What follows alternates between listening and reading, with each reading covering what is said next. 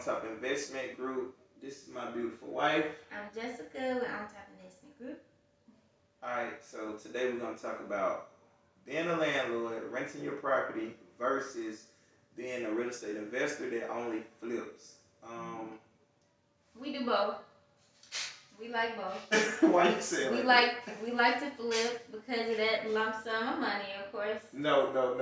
What do you like to do? You tell me what you like to do. I don't and then like. I'm gonna tell you what I like. But I don't like being a landlord. I tell you that.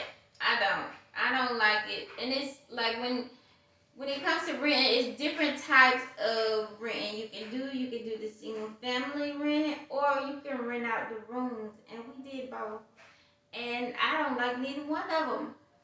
I do like the constant money that's coming. You know, when you rent out to a single family home, you know you get your money every month. I like renting out rooms and you get money every week. But I just don't like the headache of the tenants. I don't like that. Because it's like small stuff. It's really small stuff that they'll call you on. It's like the toilet won't flush, stuff like that. And being that we live in Atlanta and our properties are in Macon, that was a little difficult. Because it's like, you know, you can't just ride all the way to Macon for, you know, to plunger a toilet. So I just didn't like that. I didn't like that part of it. But the money is good, but I mean, it's a headache. It's like, I like it and I hate it, I guess. Okay, I like to do both, but I like flipping more. For one, it's a big lump sum of money. You can do more with a lot of money. I feel like anybody that's getting into real estate should definitely start off flipping first because you need the money in order to even have buy and hold properties. That's rental properties. We call it buy and hold in real estate. So you definitely need the money. You need the lump sum to start off. Renting is good. Like she said, it's all kind of rent. You can do short-term rentals like Airbnbs. You can do full-term rentals where you got a tenant and they're paying monthly for a year lease, 2-year lease, whatever y'all agree on. And then you also got rooms. Renting rooms is what we did. You can make a lot of money renting rooms. You can rent rooms out for like $400 to $500 a month with the utilities included.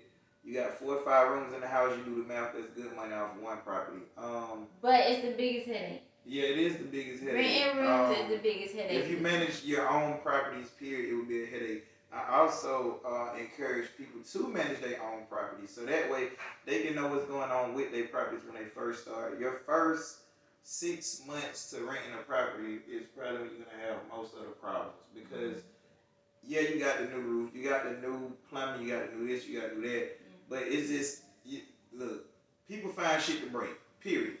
And shit break, shit happen. So especially within the first 6 months, that's when shit gonna break. That's when shit gonna happen. Yeah. You're gonna be ripping and running. When we do rentals, we don't put new appliances. Everything else is pretty much new. Yeah, we do use appliances because people can move out and take your shit with them. So we do use appliances. So I remember this one property we had put a refrigerator in like 3 times. I don't know if they was tearing it up on purpose or whatever happened, but yeah, things happen. But if you manage it, you get to save money because most property management companies start at like 10% or $150 a month. And if you only renting that property for like $600-700 a month, that can be a lot coming out. And then if you got to do repairs and all that, you want to turn some money. You want to make sure you got some cash flow. That's the whole purpose of doing the investment property and renting the property. I like to only buy cheap properties at that. If the house costs more than $20,000, I'm probably not interested. If it's a buy and hold, it just don't make sense. I might have to get that on another video and break it down on why it makes sense to buy a cheap cash house and rent it out versus getting a mortgage and buying this house that probably costs $150,000 or $200,000 and you rent it out. It's gonna take a whole nother video. I'm gonna have to go through that, but I'm gonna do that. But when it's pros and cons to both. It's pros and cons to flipping and also to renting. Facts. Yeah. So, yeah, most definitely. We do both. I think we encourage all investors to do both, but the first like 2 years, I think you need to flip, get the lump sum, learn the market more, and then that way you can start buying the whole in, figuring out which market you want to buy a whole in. Right. Get familiar with a house, like how it works, the plumbing, the electrical, the this, the that. Don't just go in and not know anything. So learn things in them first 2 years. Be most hands-on as possible.